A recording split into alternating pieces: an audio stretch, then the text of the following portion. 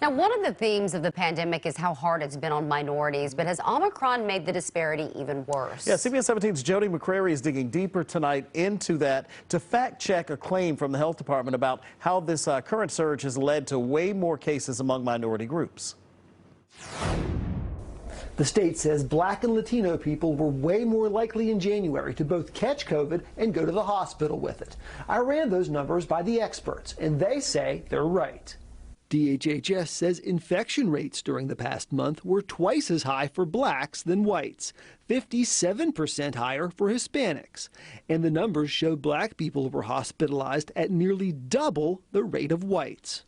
UNC Health Equity leader Audria Caesar says those numbers do add up. We have seen an uptick in cases, in hospitalizations, and deaths related to the Omicron variant. But she quibbled with one word in the headline: re-emerge. I'd like to suggest that these disparities haven't re-emerged.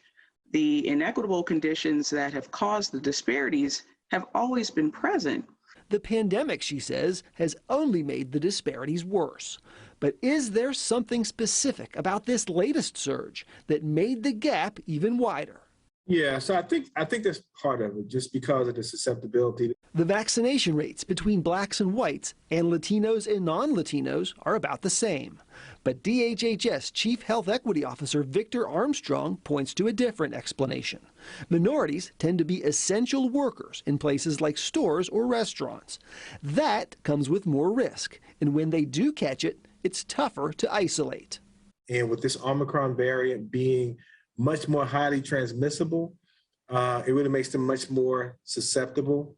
Omicron probably won't be the last surge. So what can the state do to keep that gap from getting even wider next time? Find out in this story online. For CBS 17 News, I'm Jody McCrary.